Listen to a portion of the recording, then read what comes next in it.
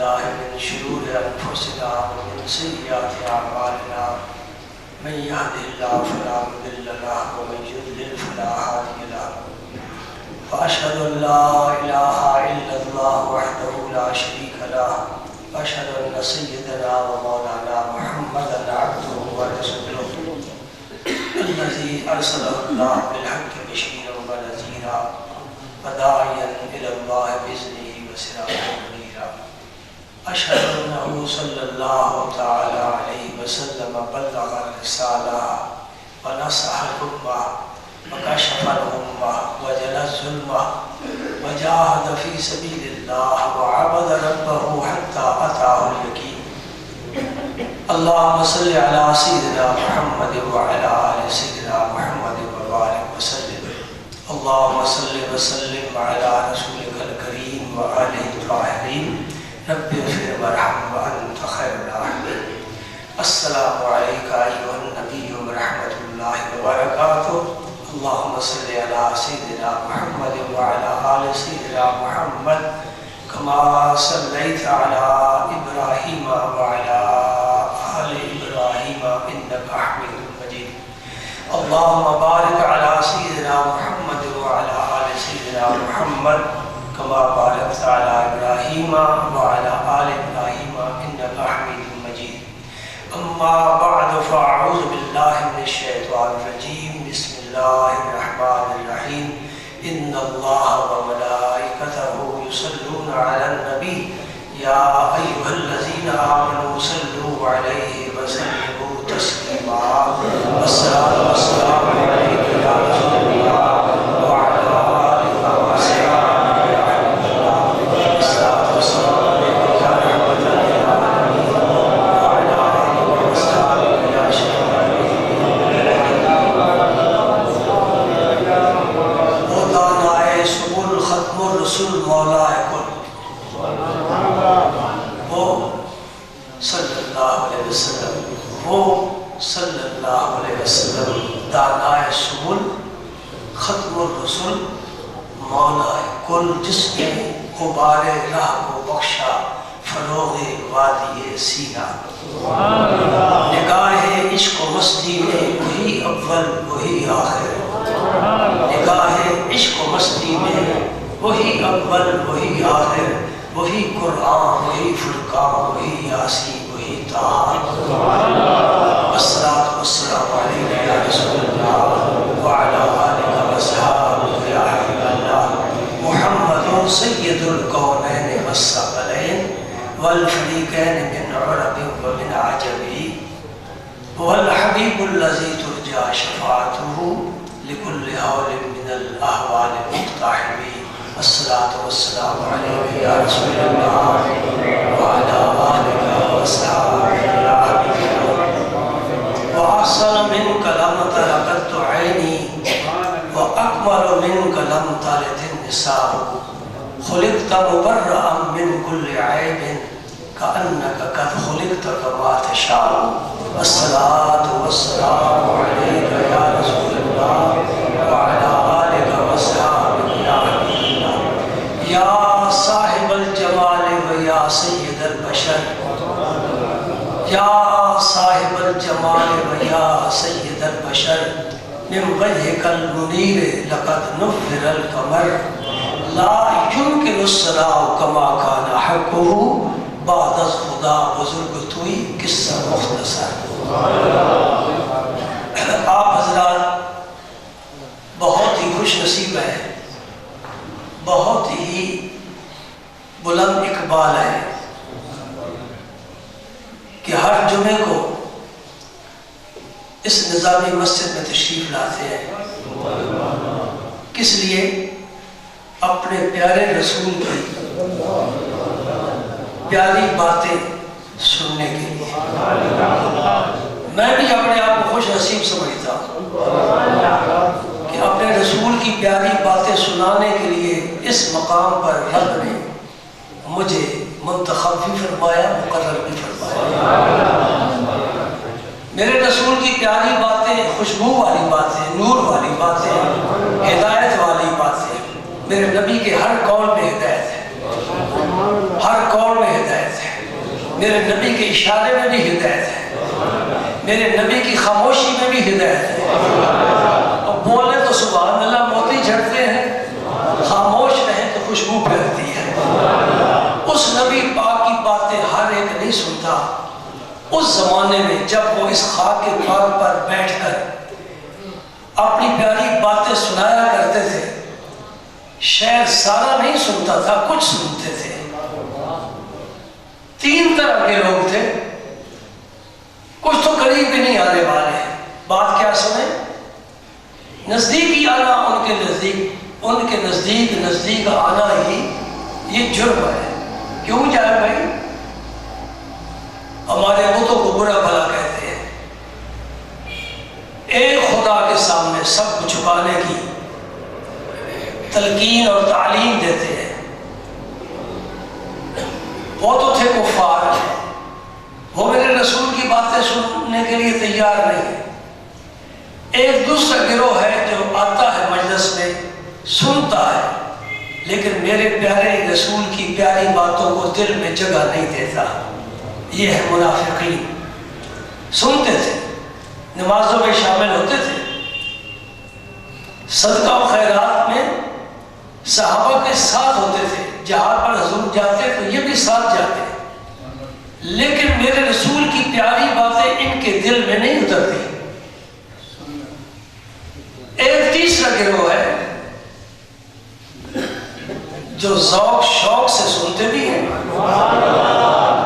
دل میں اتارتے بھی ہیں، مانتے بھی ہیں اور عمل بھی کرتے ہیں، اور پھر وہ باتیں یاد رکھتے ہیں، پھر آگے بھی پہنچاتے ہیں۔ وہ کفار کا گروہ تھا، وہ منافقین کا تھا، اور یہ گروہ افضل ترین گروہ صحابہ کرام کا گروہ تھا، جنہوں نے اپنے مصطفیٰ کریم کی ہر ادا کو اپنے سینے میں محفوظ رکھا۔ تو یہ خوش نصیب ہوئے، بلند اقبال ہوئے، اور میرے نبی کی صحبت میں آنے کی وجہ سے رب نے قرآن ان کی تعریف فرمائی ہے۔ جی ہمارے ہاں بھی ایک گروہ ہے جو صحابہ کرام پر جان چھڑکتا ہے اور صحابہ کرام کی تعریف میں محفل منعقد کرتا ہے۔ قابل ستائش ہے ان کی کوشش، لیکن ذرا قبلہ درست کر لیں، قبلہ درست کر لیں۔ قبلہ کیا درست کرنا ہے؟ صحابہ تمہاری بڑی شان ہے، اور ایک گروہ ہے جو اہل بیت کی بڑی تعریف کرتا ہے، لیکن وہ اہل بیت کے گرد ہی گھومتا ہے۔ ان کو بھی میں کہنا چاہتا ہوں تمہاری بھی کوشش ہے، قابل تعریف ہے، صحابہ کی تعریف کرنے والوں تمہاری کوششیں بھی قابل تعریف ہے، لیکن فقیر سے پوچھو قبلہ درست کر لو، کہو صحابہ تمہیں جو کمال ملا، اہل بیت جو تمہیں عظمت ملی، میرے مصطفیٰ کے قدموں کی خاک کے تو پھیل ملی۔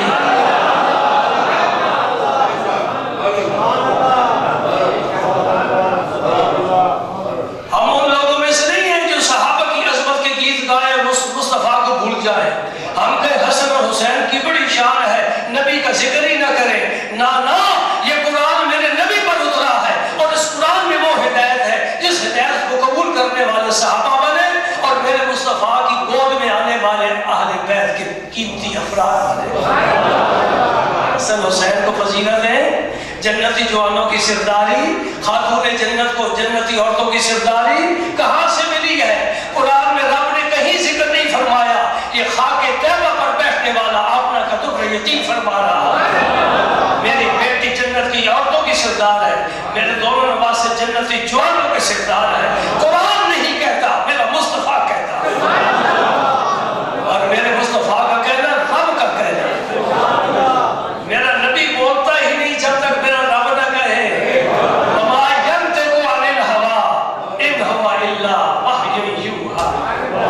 نہیں بولتا میرا مصطفیٰ، نہیں نطق ان کا حرکت میں آتا، جنبش لب آتی ہی نہیں ہے جب تک میں نہ آرڈر کروں، حکم نہ دوں، اشارہ نہ کروں، پیغام نہ بھیجوں، میری منشا نہ ہو تو بولتا نہیں۔ لہذا اس کا بولنا میرا بولنا ہے۔ میں عالم غیب میں ہوں، تو وہاں تک نہیں بول سکتا، یہ عالم شہادہ میں ہے۔ عالم غیب سے پیغام ان کے پاس آئے گا، ان کا نطق تجھے بتائے گا۔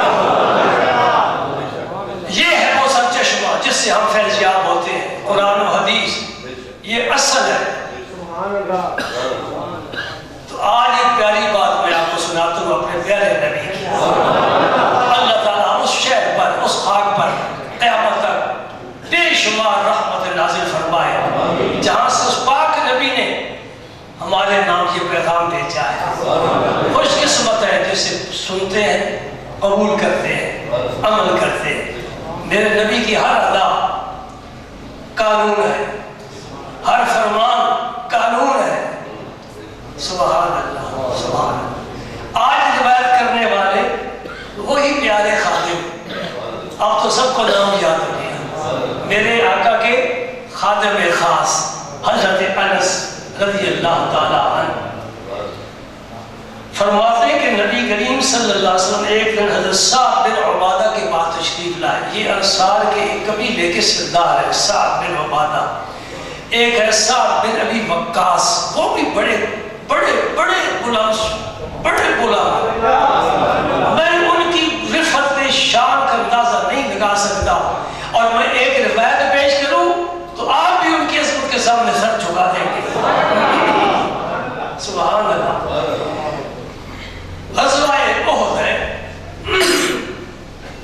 صحابہ کرام اچانک کفار کے حملے کی وجہ سے تتر بتر ہو گئے، منتشر ہو گئے، اور جو دربے پر حضور نے مقرر کیے تھے صحابہ وہ شہید ہو گئے، اور خالد بن ولید ابھی تک مسلمان نہیں ہوئے۔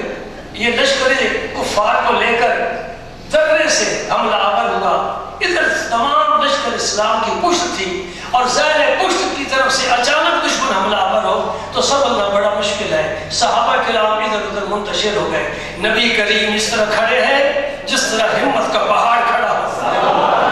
سبحان اللہ۔ یہ حضرت سعد بن ابی وقاص حضور کے سامنے کھڑے ہیں،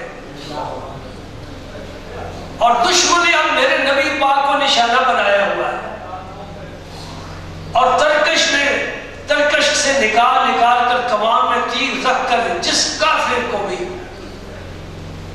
سیدھا سرکار کی ترتیب پھینک رہا ہے۔ حضرت سعد سب سیدھا اتار کر کھڑے ہیں۔ میرے آقا جب تک میرے جسم میں جان ہے کوئی تیر آپ تک نہیں آ سکتے، میرا سینہ حاضر ہے۔ بھائی خدمت کی ہے تو عزتیں پا گئے ہیں نا، اسلام کی خدمت کی ہے، قرآن کا پیغام آگے پہنچایا ہے، رب کی توحید نبی کی رسالت کو مخلوق تک پہنچایا ہے، عزتیں پا گئے۔ والسابقون الاولون من المہاجرین والانصار، رب تعریفیں کر رہا ہے۔ لقد رضی اللہ عن المؤمنین اذ یبایعونک تحت الشجرہ، حدیبیہ کے مقام پر۔ سبحان اللہ۔ محمد رسول اللہ والذین معہ اشداء علی الکفار رحماء بینہم تراہم رکعا سجدا۔ یہ کس کی تعریف ہے؟ دشمنان صحابہ سے پوچھو، یہ قرآن کی آیات اب نہیں منسوخ ہو سکتی، کوئی کتاب نہیں آ سکتی جو قرآن کو منسوخ کرے، یہ محرف نہیں ہو سکتی، تبدیل نہیں ہو سکتی۔ میرے نبی کا پیغام، نبی کی نبوت کے ذرا قیامت تک تابندہ زندہ، الحمدللہ۔ میرا نبی زندہ، میرے نبی کی نبوت زندہ، میرے نبی کی کتاب زندہ، میرے نبی کی اہل بیت زندہ، میرے نبی کے صحابہ زندہ، میرے نبی کی ازواج زندہ، میرے نبی کا پیغام زندہ، اور قیامت تک میرے نبی کی امت بھی زندہ۔ صبح قیامت ہوگی تو میرے نبی کی امت پر قیامت قائم ہوگی۔ سب نبی اپنا سامان سبر طے کر کے چلے گئے۔ حضرت سعد بن ابی وقاص حضور کے سامنے کھڑے ہیں اور تیر ان کی طرف آ رہے ہیں۔ میرے آقا ترکش سے تیر نکال کر انہیں دیتے ہیں، اور وہ کمان میں تیر لا کر پھینکتے ہیں، حضور پھر نکال کر دیتے ہیں اور پھر پھینکتے ہیں، اور وہاں جملہ میرے نبی کی زبان سے نکل گیا۔ میں کہتا اس جملے پر جبریل امین بھی قربان ہوتا ہے۔ میکائیل کہتا ہے کاش میں صاحب تیری جگہ میں ہوتا اور یہ تیر میں پھینکتا، یہ عزت مجھے ملتی۔ کیا میرے رسول اللہ نے فرمایا؟ علم کو میں نے تیر پھینک، علم یا سعد۔ آگے سنو، بڑا پیارا جملہ، کسی کی عزت میں یہ چیز نہیں آئی۔ فرمایا علم یا سعد فدا کا ابی و امی، اے سعد تو تیر مار، میرے ماں باپ تجھ پر قربان۔ ساری دنیا اپنی عزت رسول کے قدموں پر قربان کرتی ہے۔ ابو بکر صدیق کرتے ہیں بے ابی انت و امی یا رسول اللہ۔ ابو بکر صدیق فرما رہے ہیں، عرض کر رہے ہیں بے ابی انت و امی یا رسول اللہ، اے اللہ کے رسول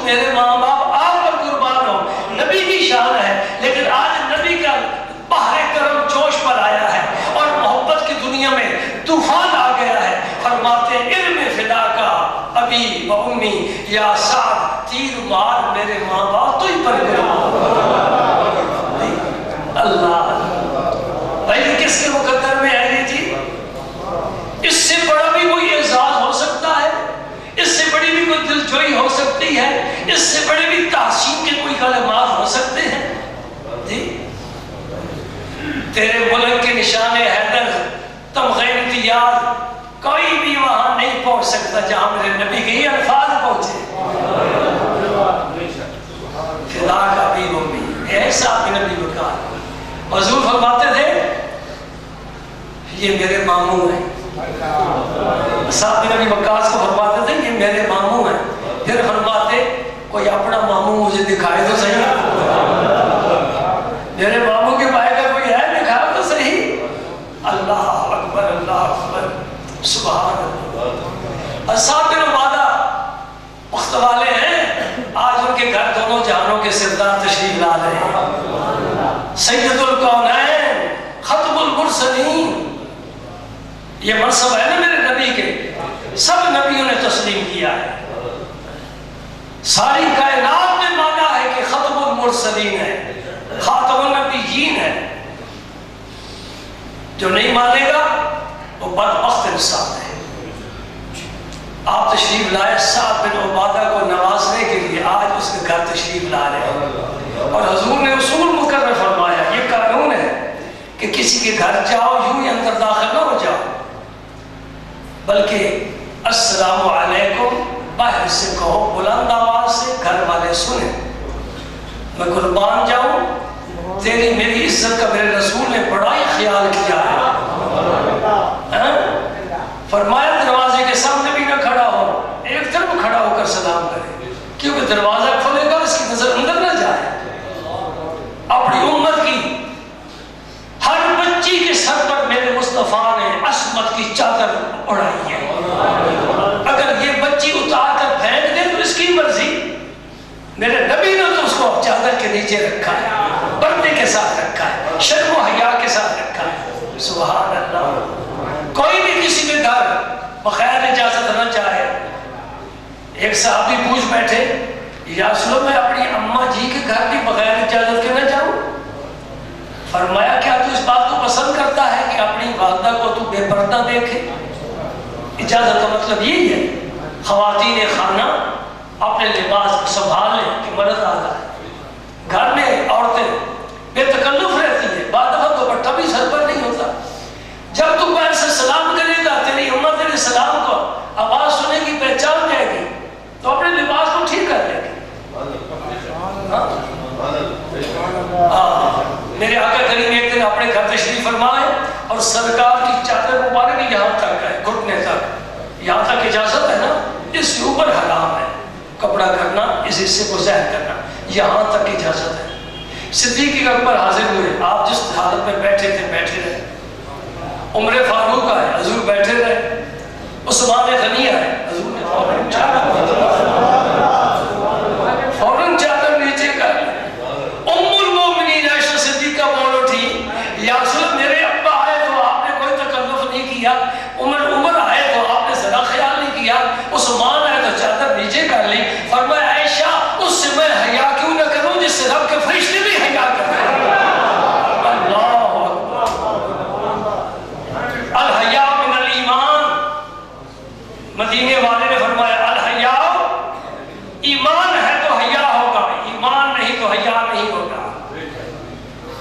عثمان غنی حیا میں مشہور ہے، دو باتیں بتاتا ہوں۔ پہلی بات، بند کمرے میں غسل خانے میں عثمان غنی غسل فرماتے ہیں، چادر باندھ کر غسل کرتے ہیں، حالانکہ وہاں تو کوئی دیکھنے والا نہیں نا، دیواریں ہیں، دروازہ بند ہے، ہم اسی طرح نہا لیتے ہیں، ٹھیک ہے نا، لیکن عثمان غنی پوچھا حضرت یہ کیا؟ فرمایا کوئی انسان دیکھنے والا تو نہیں، فرشتوں تو دیکھنے والے ہیں نا، مجھے ملائکہ سے حیا آتی ہے۔ دوسری بات، اس دانے ہاتھ سے حضور کے دست مبارک میں اپنا ہاتھ دے کر بیعت کی تھی۔ عثمان غنی فرماتے پوری زندگی گزر گئی ہے، یہ میرا ہاتھ پھر شرمگاہ کو نہیں لگا۔ جس ہاتھ نے نبی کے جسم کو مس کیا ہے، شرمگاہ کو نہیں لگا، مجھے حیا آتی ہے ادھر رسول اللہ کے ہاتھ میں ہاتھ آئے، ادھر میری شرمگاہ میں ہاتھ جائے، اللہ اکبر، عرش پر بھی جھنڈے گڑ گئے، عثمان غنی کے حیا کی، ابو بکر سے صداقت ختم، عمر پر عدالت ختم، عثمان غنی پر حیا اور سخاوت ختم، اور حیدر کرار پر شجاعت ختم۔ یہ رب کے رسول کی تقسیم ہے، کسی کو کوئی تمغہ دے رہے، کسی کو کوئی تحفہ دے رہے، یہ ساری کرنیں اس سورج کی ہیں، جب لوٹتی ہیں تو سورج کی طرف جاتی ہیں۔ بادل کے ساتھ، سورج کے سامنے بادل آ جائے تو سورج کی روشنی اور شعاعیں کدھر جاتی ہے؟ فوراً بھاگ کر لوٹ کر سورج کی طرف چلی جاتی۔ میرے نبی کی سب شعاعیں، سمجھے نہیں سمجھے؟ اس امت میں جتنی شعاعیں ہیں ہدایت کی، نور کی، وہ سراج المنیرہ کی شعاعیں ہیں۔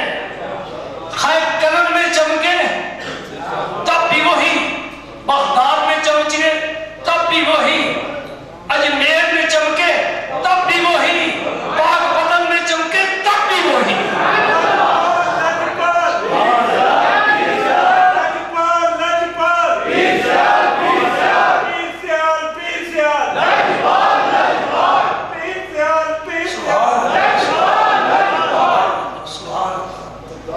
تو حضور تشریف لائے حضرت سعد بن عبادہ کے مکان پر، اور آپ نے بلند آواز سے فرمایا السلام علیکم ورحمۃ اللہ وبرکاتہ۔ یہ پورا سلام ہے۔ السلام علیکم 10 نیکیاں لے گا، ورحمۃ اللہ کہے گا 20 نیکیاں لے گا، 7 مبارکات کو شامل کر لے تو 30 نیکیاں لے گا۔ یہ سلام ہے۔ میرے نبی پاک کی جناب ایک صحابی حاضر ہوا، عرض کیا السلام علیکم، حضور نے جواب ارشاد فرمایا، بیٹھ کے فرمایا 10 عشرہ 10۔ ایک اور صحابی آئے، انہوں نے عرض کیا السلام علیکم ورحمۃ اللہ، حضور نے جواب ارشاد فرمایا 20 20۔ بیٹھ گئے۔ تیسرے صحابی آئے، عرض کرتے ہیں السلام علیکم ورحمۃ اللہ وبرکاتہ، حضور نے جواب ارشاد فرمایا 30۔ پہلے کا 10 پھر 20 30، یہ سلام مکمل ہے۔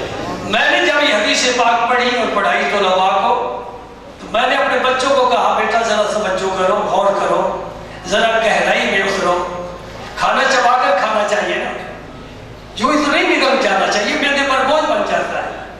حدیث پڑھیں تو غور و فکر کے ساتھ پڑھیں۔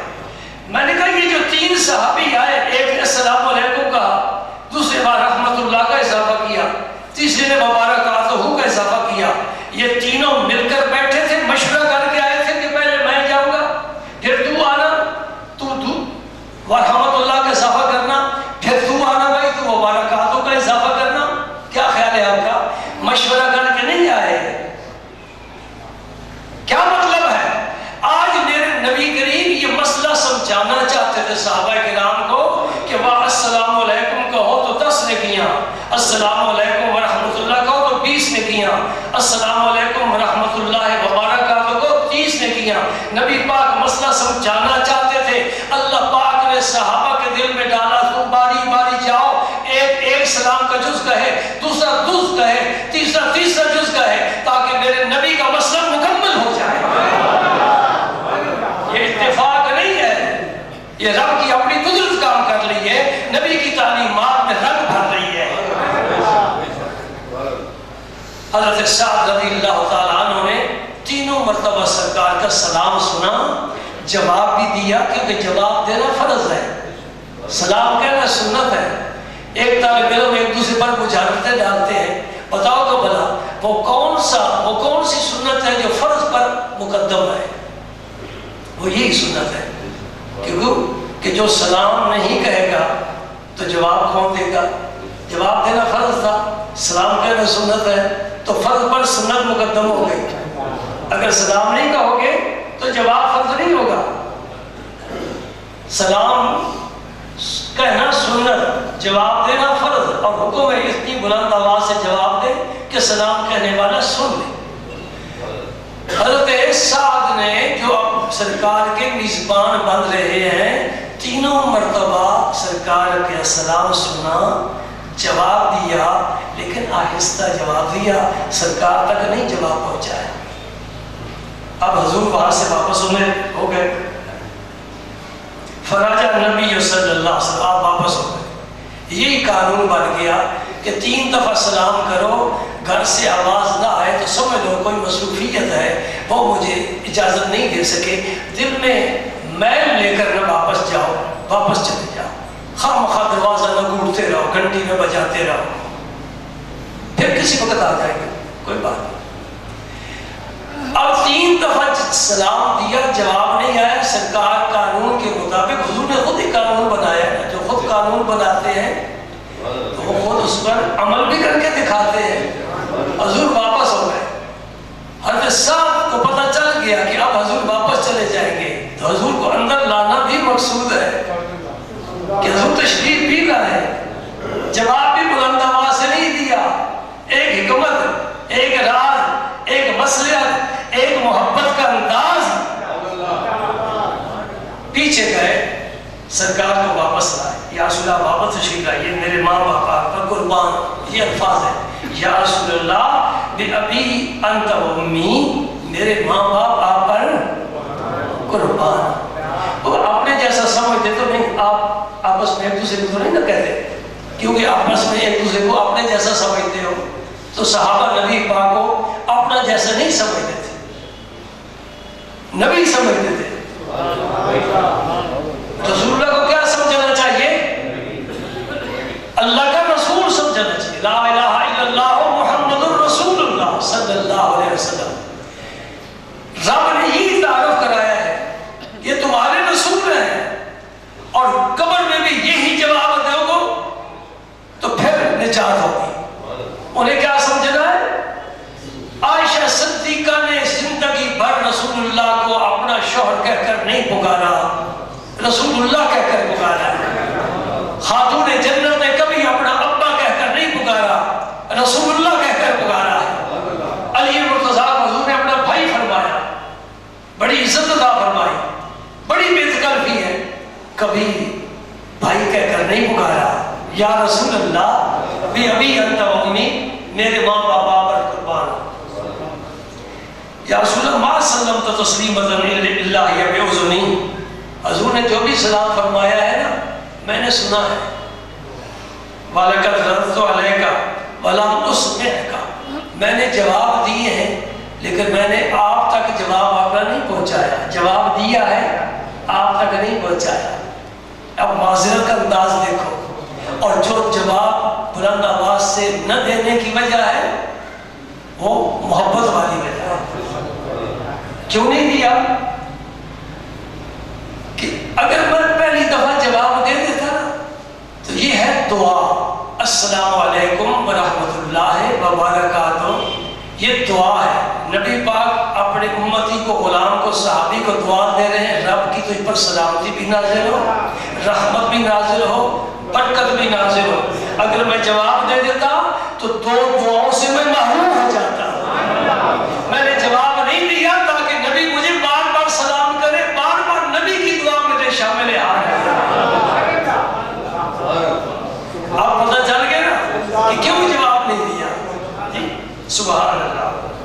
پھر حضور کی خدمت میں کشمش پیش کی، سوکی جسے کہتے ہیں میوہ، یہی گھر میں ہوگا نا، وہ حضور کی خدمت میں پیش کیا. حضور نے وہ تناول فرما لیا، آپ فارغ ہو گئے. تو اس کے بعد ہمیں اکل طعامکم الابرار، نیک لوگوں نے، سعد نیک لوگوں نے تیرا کھانا کھایا. تو خوش قسمت ہے، تیرے مقام میں ابرار بیٹھے، ابرار، سید الابرار، ابرار نے تیرا کھانا کھایا. وصلت علیکم الملائکہ، اور میرے آنے کی وجہ سے فرشتوں نے تجھ پر رحمتوں کے پھول چھڑکے ہیں. سبحان اللہ. میرے رسول اللہ کن کن حقائق سے پردہ اٹھا رہے ہیں. کسی کو کوئی پتہ نہیں کیا ہوتا ہے. نبی گھر میں آ جائے تو کیا ہوتا ہے. رسول اللہ بتاتے ہیں سید الابرار گھر تشریف لائے، صلت علیکم الملائکہ، فرشتے تجھ پر اپنی رحمتوں اور برکتوں کے پھول قربان کرتے ہیں. وَأَفْطَرَ عِنْدَكُمُ الصَّائِمُونَ، اور روزہ داروں نے تیرے ہاں روزہ افطار کیا. بعض علماء فرماتے ہیں، شارحین حدیث کے حضور نے یہ دعائیہ کلمات دیے کہ کہ ایسا تیرا کھانا ہمیشہ لوگ نیک لوگ ہی کھاتے رہے، ایسا تجھ پر ہمیشہ فرشتے رحمتیں قربان کرتے رہے، ایسا ہمیشہ تیرے پاس روزے دار روزے افطار کرتے رہے۔ یہ دعائیہ کا لباس ہو سکتے ہیں۔ حدیث پاک تو ختم ہوگی، تھوڑا سا تبصرہ 5 منٹ ہے۔ میں حضرت سعد بن عبادہ سے عرض کرتا ہوں، حضرت والا یہ جو آپ نے 3 دفعہ سلام کا جواب آہستہ دیا ہے، یہ کس کتاب میں لکھا ہوا ہے؟ کیا اللہ نے فرمایا ہے؟ رسول اللہ نے فرمایا ہے؟ نہیں، پھر ایسا کیوں کیا تم نے؟ تو میرے ساتھ کیا جواب دیتے ہیں؟ اور سارے مسئلے کتابوں سے نہیں ہوتے، کچھ محبت بھی ہے اور وہ سینے میں ہوتی ہے۔ جی مسئلہ سمجھے نہیں سمجھے؟ سارے مسئلے کتابوں سے حل نہیں ہوتے، محبت بہترین استاد ہے۔ ہاں انگوٹھے چومتے ہو، کیوں چومتے ہو؟ کس کتاب میں لکھا ہوا ہے؟ مولوی جی مسئلہ پوچھنے کی ضرورت نہیں ہے، یہ محبت کی بات ہے۔ پوچھو چومتا کیوں ہے؟ محبت کی وجہ سے یا بغض و عناد کی وجہ سے؟ اگر بغض کی وجہ سے، نبی سے بغض ہے تو بے ایمان ہے، اگر محبت سے چومتا ہے تیرا پھر اللہ کی جناب میں مقبول ہے۔ میرے نبی پاک نے ایک سریہ بھیجا، ایک دستہ، اس کا ایک سپہ سالار بنایا۔ جب وہ دستہ واپس آیا تو صحابہ نے عرض کی، یا رسول اللہ یہ جو ہمارے سپہ سالار تھے، یہ جب بھی نماز پڑھاتے تھے تو نماز میں جو سورت بھی پڑھتے تھے قرآن پاک کی، کل شریف ضرور پڑھتے تھے۔ حالانکہ ایسا آپ نے کبھی بھی نہیں دیکھا، ایک ہی کوئی سورت پڑھ لیتے ہیں کافی ہے، لیکن یہ ہر رکعت میں جو بھی سورت پڑھتے ہیں اس کے بعد کل شریف ضرور پڑھتے ہیں۔ نبی پاک نے اپنی طرف سے بھی کچھ نہیں فیصلہ فرمایا، بلکہ فرمایا اس سے جا کر پوچھو وہ کل کیوں پڑھتا ہے، جبکہ میں نہیں پڑھتا، نبی پاک نہیں پڑھتے، ابو بکر نہیں پڑھتے، عمر عثمان نہیں پڑھتے، علی مرتضیٰ نہیں پڑھتے، حسنین نہیں پڑھتے، کوئی بھی نہیں پڑھتا، یہ کیوں پڑھتا ہے؟ صحابہ گئے، پوچھا آپ یہ کل شریف جو پڑھتے رہے، رسول اللہ پوچھتے کیوں پڑھتا ہے؟ وہ صحابی نے جواب دیا، اس صورت میں میرے پیارے رب کا ذکر ہے، اس کی صفتوں کا، اس کی شانوں کا، میں اس صورت سے پیار کرتا ہوں۔ مسئلہ سمجھ میں جا رہا ہے نا؟ میں اس صورت سے پیار کرتا ہوں۔ صحابہ نے حضور کو جا کر عرض کیا، یا رسول اللہ وہ صحابی کہہ رہے ہیں کہ مجھے اس صورت سے پیار ہے۔ فرمایا جتنا اس صورت سے پیار کرتا ہے رب اس سے پیار کرتا ہے۔ جو رب کی صفتوں سے پیار کرتا ہے رب اس بندے سے پیار کرتا ہے، جو رب کی شانوں سے پیار کرتا ہے رب اپنے بندے کی محبت۔ سبحان، یہ سبق کس نے دیا بھائی؟ کچھ اور بھی سننا چاہتے ہو؟ مکے کا بڑا سردار ہے، مکہ سے چلا مدینہ پاک جا رہا ہے، کیوں؟ میری بیٹی وہاں ہوتی ہے، میں ملنے کے لیے جا رہا ہوں۔ سردار کا نام کیا ہے؟ ابو سفیان۔ فتح مکہ کے دن مسلمان ہوا۔ اب تو رضی اللہ تعالی عنہ ہم کہیں گے، جو کچھ کیا بھول گئے، سرکار نے کلمہ اب پھیر دی، بخش دیا، معاف کر دیا۔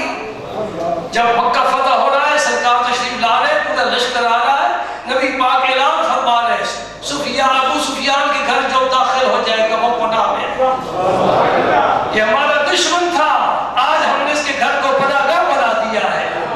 یہ عزت کے تاج ہمارے پاس ہے، جس کے سر پر سجانا چاہے سجا دیتے ہیں۔ سبحان اللہ۔ ابو سفیان جا رہا ہے مدینہ پاک، کتنا سفر ہے بھائی؟ اس زمانے میں گھوڑے پر، اونٹ پر سفر ہوتے تھے، بڑا طویل سفر ہے۔ ان کی بیٹی وہاں ہے، ام حبیبہ ان کا نام ہے، ازواج مطہرات میں سے ہے، حضور کے گھر کی ملکہ ہے۔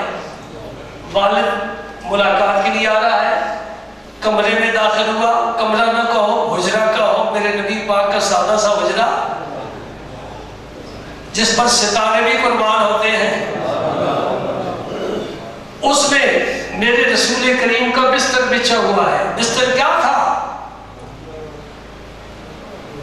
سبحان، چمڑے کا، اس میں کھجور کی چھال بھری گئی، وہ بچھا ہوا ہے۔ کمرے میں اور کوئی چیز نہیں بیٹھنے کے لیے۔ اور ام حبیبہ کو بہت خوش ہونا چاہیے، والد آیا، مسلمان نہیں، لیکن نبی پاک کی تعلیم ہے مسلمان نہ ہو والدین کی پھر کی عزت اور خدمت کرو. سبحان اللہ، کیسی پیاری تعلیم ہے. ماں باپ مسلمان نہیں ہے، بیٹا مسلمان ہے لیکن ہے نا باپ باپ، ان کی وجہ سے دنیا میں آیا. میرے رسول اللہ کی تعلیم ہے کہ ان کی بھی عزت کرے، خدمت کرے. اب ام حبیبہ کے لیے تو بڑی خوشی کا موقع ہے نا. تو باپ بھی کوئی عام نہیں ہے، مکے کے سرداروں میں شمار ہوتا ہے اور مکہ مکرمہ سے چل کر آیا، اتنا دور کا سفر طے کر کے آیا ہے. ام حبیبہ نے کیا کیا؟ فوراً بستر میرے نبی کا اٹھا دیا. ابا جی زمین پر بیٹھو. حیران رہ گئے ابو سفیان، یہ کیا تم نے کیا ہے؟ ام حبیبہ جواب دیتی ہے. وہ جواب کتاب کا نہیں ہے، وہ سینے کا جواب ہے، وہ محبت کا جواب ہے، آج کا نہ جواب ہے. عرض کرتی ہیں ابا جی تم ناپاک ہو، میرے مصطفیٰ کا بستر پاک ہے، میں پاک بستر پر ناپاک کو بیٹھنے نہیں دوں گی. انما المشرکون نجس، قرآن کہتا ہے مشرک کو آب زمزم سے غسل دو، کوثر و تسنیم سے غسل دو. مشرک نجس ہے، نجس ہے. مومن جنابت کی حالت میں بھی پاک ہے. مومن نجس ہو سکتا ہی نہیں، یہ ظاہری حالت ہے، وقتی حالت ہے. مومن اندر سے پاک ہے، مشرک اندر باہر سے ناپاک ہے. حضرت ام حبیبہ فرماتی ہے میرے نبی کا بستر پاک ہے، میں تمہیں نہیں بیٹھنے دوں گی. اس واقعے کو سامنے رکھ کر اب میں ایک منظر پیش کر کے پھر اجازت چاہوں گا. حضرت عمر فاروق ہے نا، ابھی اسلام نہیں قبول کیا. آج سرکار کے متعلق بد نیت لے کر عمر آ رہا ہے. ابھی حضرت عمر نہیں بنے، فاروق اعظم نہیں بنے، امام العادلین نہیں بنے، امیر المومنین نہیں بنے، اشداء علی الکفار کے مسند پر فائز نہیں ہوئے. عمر تو پہلے بھی تھا. پہلے میں ابتدا میں یہ بات کر گیا ہوں، جس کو جو عزت اعزاز ملا ہے میرے رسول پاک کے قدموں کی خاک کے توفیق ملا ہے. اس پر نظر ہو مومن کی، وہ مومن صالح ہے، متقی ہے، پرہیزگار ہے، اللہ کی جناب میں مقبول ہے. حضرت عمر کو پتہ چلا کہ میری بہن بھی مسلمان ہوگی، بہنیں بھی مسلمان ہو گئے. پلٹے بہن کے گھر گئے. واقعہ آپ نے سنا ہے، کتابوں میں پڑھا ہے. پہلے سکول کے نصاب میں بھی ہوتا تھا، اب ماشاءاللہ حکمرانوں کی کوشش محنت سے آہستہ آہستہ دینیات اور اسلامیات کا حصہ خارج ہوتا جا رہا ہے. استغفر اللہ، استغفر اللہ. آنے والی نسل اس کے لیے بہت بڑا صدمہ ہے. حضرت عمر نے خوب مارا، بہن کو مارا، بھائی کو مارا، بہنوئی کو مارا، بہن کو مارا، لہو لہان کر دیا جی. لیکن جب کلمہ حق اندر جگہ بنا لیتا ہے نا تو پھر کیا کرتے ہیں؟ جفا جو عشق میں ہوتی ہے وہ جفا ہی نہیں، ستم نہ ہو تو محبت کا مزہ ہی نہیں. پھر یہ تیر لگتے نہیں، یہ پھول لاتے ہیں. تلواریں نہیں چلتی، یہ رب کی رحمتیں برستی ہیں. پھر انہیں لطف آتا ہے زندگی کا. ایک حضرت بلال کی بات نہیں ہے، یہ داستان بڑی طویل ہے. حضرت کی ہمشیرہ صاحبہ مسکراتی ہیں، حضرت عمر فاروق کو غصہ آتا ہے اور غصہ آتا ہے. کیا کہتی ہیں؟ ادھانا پیارے ہنر آزمائے تو تیر آزما، ہم جگر آزمائے. عمر تیرے ترکش میں جتنے تیر ہیں ظلم و ستم کے، آج اپنی بہن پر استعمال کر کے دیکھ نبی کا نام زبان پر آتا ہے کہ نہیں آتا. میں اپنے رب کو ایک مان چکی ہوں، مر جاؤں گی اپنے رب کے ساتھ شرک نہیں کر سکتی. وہی عمر تھے جن کی آنکھیں جھک گئیں، پسینہ آ گیا، تلوار ہاتھ سے گر گئی، اندر کی دنیا بدل گئی. کچھ تو میرے مصطفیٰ نے اس کو پلایا ہے نا. یہ وہ نشہ نہیں کہ تلشی اتار دے. میرے مصطفیٰ کے میخانے سے جو شراب پیتے ہیں پھر کوئی بھی چیز اس نشے کو ختم نہیں کر سکتی. سبحان اللہ. تو حضرت عمر کہتے ہیں لاؤ وہ کتاب مجھے دکھاؤ، میں بھی پڑھوں. آپ کی مشیرہ صاحب بڑی جرت سے کہتی ہیں عمر تو ناپاک ہے، رب کی کتاب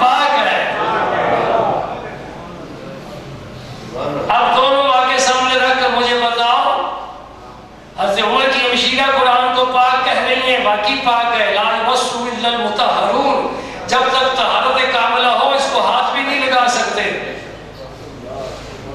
تو وہاں تو بستر کی بات ہے، کوئی بات نہیں، بیٹھ جائے۔ تیسرا حوالہ میں آپ کے سپرد کرتا ہوں، یہ سینہ بھرا ہوا ہے۔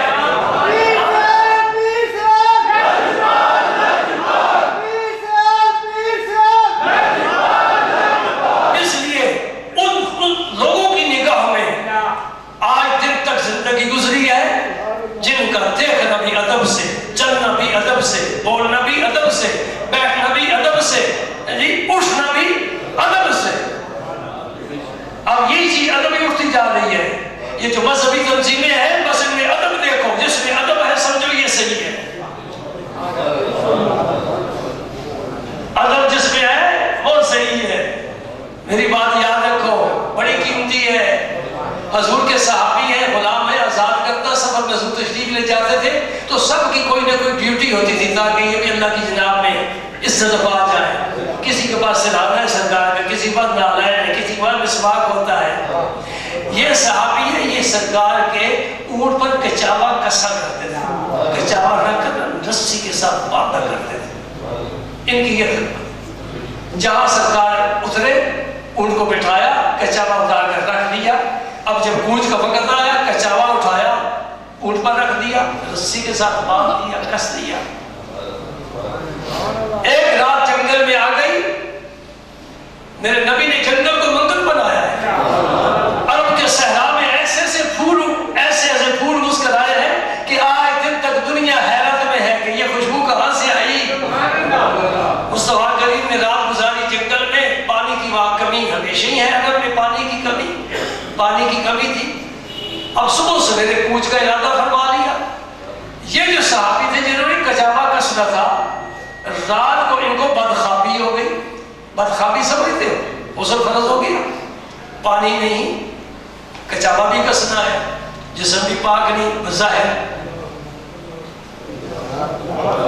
دل میں ہوتا۔ شیخ محقق عبدالحق محدث دل بھی لکھ رہے ہیں، مدارج النبوہ میں لکھ رہے ہیں۔ وہ صحابی کیا کرتے ہیں؟ بھائی اٹھا کر کچاوا رکھ دو، لکڑی کا کچاوا ہی ہے نا، اور بھائی لکڑی کا نہیں، یہ رسول اللہ کا کچاوا ہے۔ بس یہ نظر کا فرق ہے، نظر کا فرق ہے۔ دیکھنے والا کیا دیکھتا ہے؟ خلقتنی من نار والا خلقت من طین، اسے مٹی سے پیدا کیا ہے۔ شیطان کو آدم مٹی کا مجسمہ نظر آ رہا ہے۔ ملائکہ کیا کہتے ہیں؟ انی جاعل فی الارض خلیفہ، یہ مٹی کا پتلا نہیں ہے، ونفخت فیہ من روحی، رب فرماتا میں اپنی روح اس میں پھونک رہا ہوں۔ اب یہ مٹی کا پتلا نہیں ہے، اب اس میں رب کی طرف سے روح آ چکی ہے، یہ رب کا خلیفہ ہے۔ دیکھ لو بھائی، کسی کو بشر کہنا، رسول اللہ کہنا سے بڑا فرق ہے۔ بشر کہنے سے عزت نہیں ہوتی۔ اپنے باپ کو کہے یہ بشری تو ہے، پیر کو کہے یہ بشری تو ہے، استاد کو کہے بشری تو ہے تو بشر ہی، لیکن یہ لفظ مدح والا نہیں ہے۔ اس لیے رب نے کہا تم کہو، میں بھی نہیں کہتا۔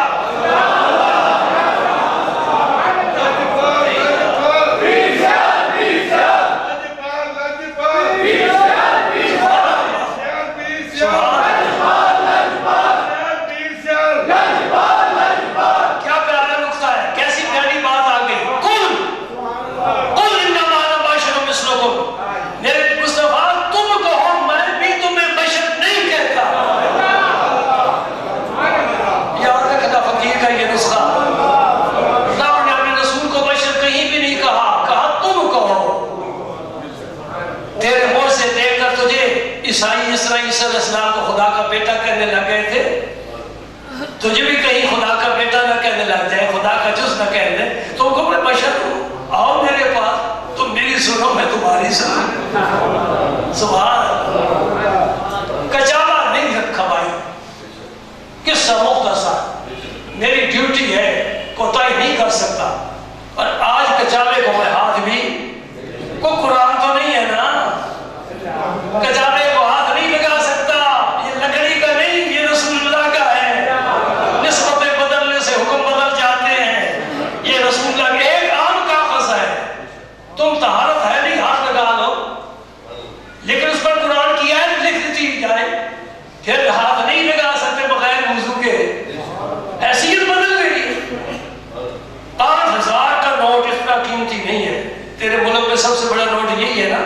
5,000 کروڑ اتنا قیمتی نہیں ہے، امریکہ کا ڈالر اتنا قیمتی نہیں ہے، انگلینڈ کا پاؤنڈ اتنا قیمتی نہیں ہے جتنا ایک حرف قرآن پاک کا لکھا ہوا ہو وہ مقدس ہے۔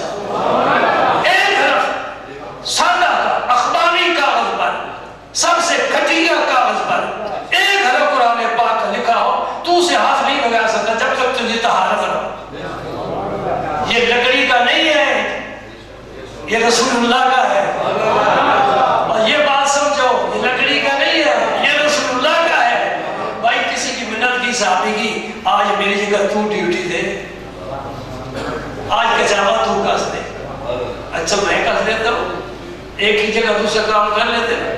سرکار تشریف فرما ہو گئے، اونٹ اٹھا سفر روانہ، جہاں جا کر سرکار گزرے نا، اس کو بلایا، فرمایا آج کچاوا تو نے نہیں کسا،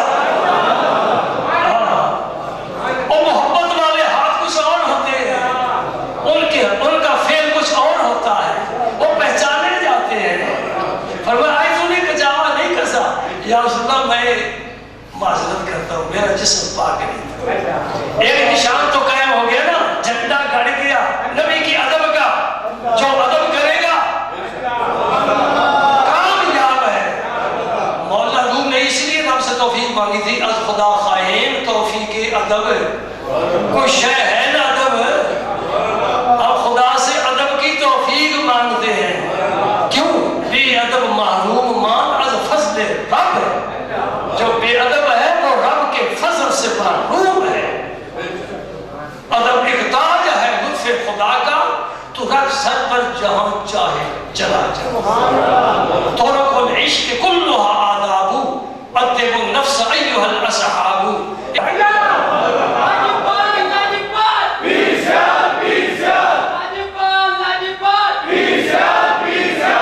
ہم اس کو کبھی کامل نہیں سمجھ سکتے جو اللہ کے رسول کے قانون شکنی کرنے والا، جو شریعت کے خلاف ہو۔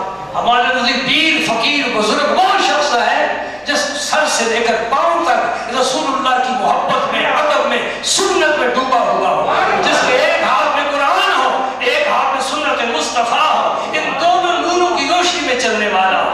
سنو، دہلی کہاں ہے اور پانی پت کہاں ہے؟ دہلی کہاں ہے، پانی پت کہاں ہے؟ پانی پت میں بزرگ ہے بو علی قلندر، دنیا ان کی معتقد ہے وہ قلندر اسے کہتے ہیں، لوگوں نے مشہور کی ہے، دنیا میں 2.5 قلندر ہوئے، پتہ نہیں کن لوگوں سے یہ سبق سیکھا ہے، یہ ایک منصب ہے۔ قلندر اس کو کہتے ہیں جس پر عشق الہی کا غلبہ ہو اور اس کا اپنی کوئی ہوش نہ رہے۔ مجذوب الگ ہوتا ہے، قلندر الگ ہوتا ہے، عشق الہی کا غلبہ ہے، اس غلبے میں کچھ پتہ نہیں، صوم و صلات کے پابند، یاد رکھنا شریعت کے پابند، سبحان اللہ، ان کی لبیں بڑھ گئی۔ حضور نے کیا فرمایا ہے؟ داڑھی بڑھاؤ لبیں کٹاؤ، تو حکم ہے یہ کنارہ جو ہے نا ہونٹ کا، یہ ہمیشہ ننگا رکھنا چاہیے۔ بو علی قلندر اس مستی کے عالم میں شب و روز گزرے ہیں اور یہ لبیں بڑھ گئے۔ پانی پت میں، دہلی میں حکومت اسلامیہ کے مقرر کردہ ضیاء الدین نامی ایک عالم دین ہے، ضیاء الدین، انہیں بھی خبر مل گئی، کینچی اٹھا لی، دہلی سے پانی پر جا رہے ہیں بو علی قلندر کی شریعت کے مطابق لبیں کاٹنے کے لیے۔ توجہ ہے آپ کی کہ نہیں ہے؟ اور تم تعویذوں کے لیے، دم درود کے لیے، منتر جنتر کے لیے ہر ایک کے دروازے پر، خواہی عیسائی ہے تب بھی اس کے دروازے پر عورتوں کا ہجوم ہے، بے ایمان لوگوں کے دروازوں پر، بے ایمان ہے، خود خدا کے غضب کا مستحق ہے، گمراہ ہے، وہ تیرے لیے شفا کا باعث کیسے بن سکتا ہے؟ یہ امتحان ہے، رب عرش والا دیکھتا ہے کہ میرا بندہ میرے نگانے کے بعد جا رہا ہے، دیکھو اس کا ایمان سلامت رہتا ہے کہ نہیں رہتا۔ ہم نے کبھی نہیں سوچا، عورتیں جا رہی ہیں، صبح سویرے ناشتہ بچوں کو کرایا، تیار کر کے سکول بھیج دیا، پرس گلے میں لٹکایا اور چلی گئی۔ جی اگر ذرا حساب کرنا جی، اس بدبخت کو اپنا پتہ نہیں، ایمان سے معلوم ہے تیرا حساب کیا کرے۔ حضرت ضیاء الدین رحمت اللہ علیہ دہلی سے کینچی اور حضرت ابو علی قلندر کی داڑھی مبارک کو پکڑ لیا اور ان کی لبوں کو کاٹا، پھر پاتلی پان سے واپس دے دیا ہے، اس لیے کہ یہ مرکز ہے، یہ مرجع خلائق ہے، لوگ اس کا تباہ کرتے ہیں، اس کا عقیدت کا دم بھرتے ہیں۔ اگر یہ خلاف شرع کام کرے گا کل اس کے مرید جان بوجھ کر لبے بڑھاتے رہیں گے۔ بس میرے دوستوں میری بات یاد رکھو، میں تو اس شخص کا بھی قائل نہیں ہوں جو پہلے بائیں پاؤں میں جوتا پہنے، میں بھی اسے بھی تسلیم کرنے کے لیے تیار ہوں۔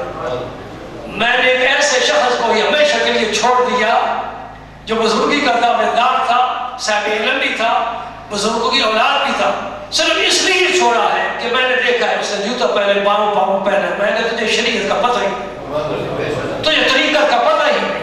خواجہ بایزید بستامی رحمۃ اللہ علیہ ایک بزرگ کی ملاقات کے لیے تشریف لے گئے، بارہا آپ کو میں نے سنایا واقعہ، سمجھو دل میں جگہ دو۔ اس نے قبلہ روح دھوکا ہے، بایزید بستامی ملاقات کیے بغیر واپس آ گئے، کہا جو ادب قبلے کا نہیں کر سکتا وہ شریعت کا ادب نہیں کر سکتا، یہ اس قابل نہیں ہے کہ میں سے ملاقات کروں۔ بڑا نازک معاملہ ہے، بڑا نازک معاملہ ہے۔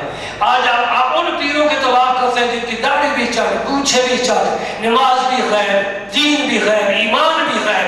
وہ بابا جی بڑے پہنچے ہوئے ہیں، پہنچا ہوا ہے، جنید بغدادی نے کہا ہے، ہاں وہ پہنچا ہوا ہے، کہاں؟ دوزخ میں۔ دوستوں اللہ کے رسول کا قانون سامنے رکھو۔ پتہ ہے وہ کیا کہتے ہیں اپنی محفلوں میں؟ اور جی مولویوں کیا پتہ، اور بدبختہ جس کے پاس قرآن و حدیث ہے اسے پتہ نہیں، تجھے پتہ ہے بھنگ پینے والے کو، بے ایمان کو، تو نے کبھی طہارت ہی نہیں کی۔ اور یہ جو جاہل پیر ہے انہیں استنجا کرنے کا طریقہ نہیں آتا۔ الحمدللہ میری 3-4 پشتوں سے میں پیروں کی اولاد میں سے